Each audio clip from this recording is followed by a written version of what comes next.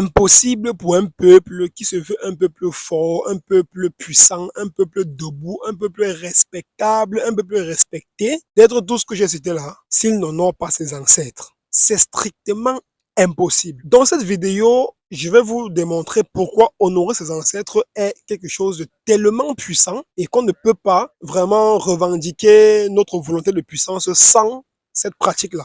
Il faut d'abord comprendre que la notion d'ancestralité peut se comprendre de deux façons.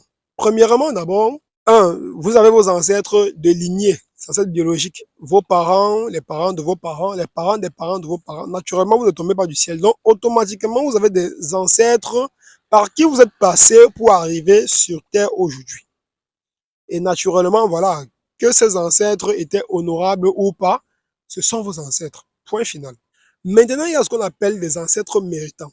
Ces personnes-là qui, de leur vivant, ont œuvré pour l'avancée de la communauté de manière générale. Il y a donc des ancêtres méritants qui peuvent être plus connus que d'autres, naturellement. Un ancêtre méritant n'a pas besoin d'être de ta lignée biologique.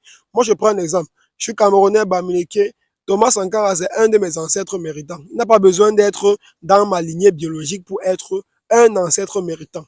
Thomas Sankara, c'est un ancêtre de toute la communauté. Marcus Garvey, Tchekata Diop, Kala Omotunde, que vos cas soient vivifiés. Mais vos cas ne seront pas vivifiés tels qu'ils le méritent si nous, de notre vivant, nous n'honorons pas votre mémoire. Déjà, au niveau d'honorer ses ancêtres, il y a deux niveaux. Il y a la façon la plus naturelle d'honorer ses ancêtres, c'est sur le plan individuel. Lorsque vous réussissez à accomplir un projet, lorsque vous menez une bonne action de sagesse, votre père, bien votre mère dit souvent, ton geste m'a beaucoup honoré, tu m'honores avec ta réussite. Vous pensez que c'est un hasard? En fait, lorsque vous accomplissez quelque chose, aussi minime soit-elle, si cette chose-là implique une énergie, comme on appelle une énergie positive ici, cette énergie-là contamine toute votre énergie et remonte directement la lignée ancestrale en passant par vos parents, vos grands-parents, et cela en 0 seconde. Je répète, en 0 seconde, il n'y a pas de temps. Et vous conservez aussi ça en vous pour le transmettre à votre descendance. Mais comme vous le voyez, c'est un peu plus sur le plan individuel, c'est-à-dire que l'impact communautaire n'est pas très colossal, vous voyez un peu, parce que c'est vous seul, entre guillemets. Maintenant, pour vraiment honorer nos ancêtres sur le plan communautaire, c'est vraiment un effet de communauté. Et cela ne passe que par le fait de raviver leur mémoire. Parce que ce que les gens ne savent pas, c'est que lorsque vous honorez un ancêtre qui a œuvré pour le bien de votre communauté dans un domaine précis, ça peut être politique, scientifique, artistique, bref, dans tous les domaines que vous pouvez imaginer.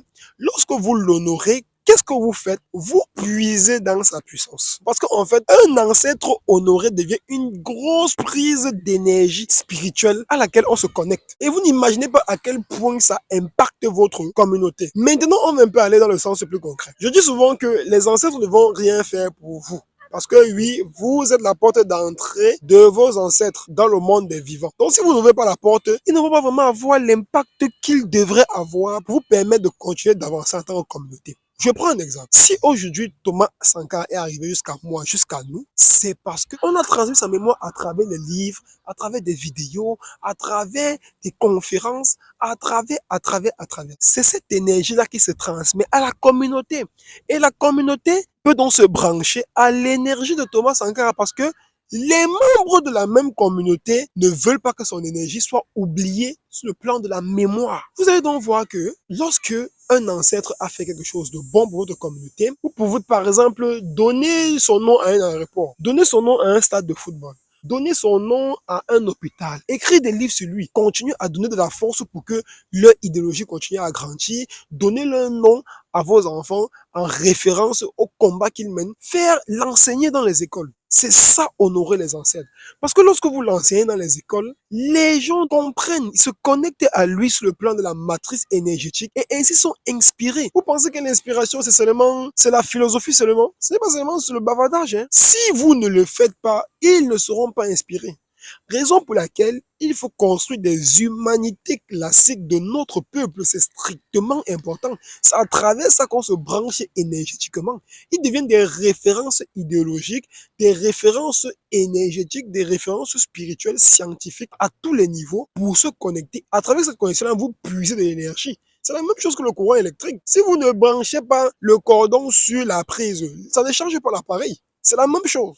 Si vous voulez que vos ancêtres vous chargent, c'est à vous de vous connecter à eux. Ce n'est pas la prise qui vient voir l'ordinateur, jamais de la vie. C'est l'ordinateur qui s'envoie voir la prise. La prise a déjà l'énergie nécessaire pour faire fonctionner l'ordinateur. Et l'ordinateur, il va se vanter qu'il a de la batterie, n'est-ce pas? À un moment, il se décharge.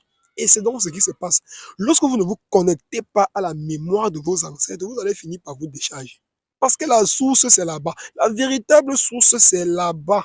Devenons donc des nouvelles prises aussi. Parce que voilà, on ne se branche pas que sur nos ancêtres méritants qui sont décédés. On peut se brancher sur ceux qui existent en ce moment et que naturellement, s'ils meurent demain, ils seront des ancêtres méritants. C'est tellement important.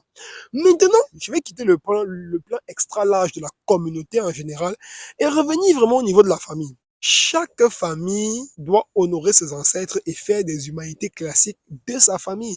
N'attendez pas que c'est forcément un ancêtre méritant qui est célèbre pour vous connecter. Votre père avait des qualités magiques qui ont fait de lui un bon père, qui ont fait de lui un bon enseignant s'il était enseignant, qui ont fait de lui un bon médecin s'il était un bon médecin. Vous devez vous connecter à cette qualité-là, à cette énergie-là en l'honorant. Raison pour laquelle vous devez raconter l'histoire de votre famille.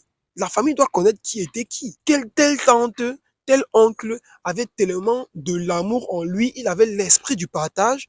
Et vous, dans votre famille, vous devez l'honorer. Vous devez raconter son histoire aux autres membres de la famille pour qu'ils puissent se connecter énergétiquement à la prise, à lui, pour continuer maintenant, pour pouvoir aussi bénéficier, travailler aussi, peut-être ce côté d'altruisme-là. C'est exactement comme ça que ça se passe. Chaque famille doit construire ses propres humanités classiques familiales. Chaque communauté, village doit construire ses propres humanités classiques de leur village et ainsi jusqu'à la grande communauté noire où on va donc se brancher à ceux-là qui sont de plus en plus célèbres, qui ont eu, par leurs œuvres, ont déplacé le plus de matière. Parce que c'est pour ça. Lorsque vous impactez les gens, vous déplacez de la matière. Chers Africains, méditez dessus. Au Burkina Faso, on est en train de tout renommer. Et c'est normal. Quand tu dis les chutes de Natchigal, je vais taper qui était Natchigal. Je me connecte à Natchigal. J'envoie mon énergie sur Natchigal. Mais je ne profite pas vraiment. Parce que les descendants de Natchigal n'ont rien à foutre de moi. Il faut que vous compreniez ça. Pourtant, si vous changez, vous dites les chutes de Omotonde. Là, je m'en vais savoir qui est Omotonde. Je vois ce qu'il a fait pour ma communauté. Waouh, c'est magnifique. Il m'inspire et je me connecte à sa prise énergétique, à sa conscience. C'est aux vivants d'honorer les non-vivants. Parce que nous sommes la porte.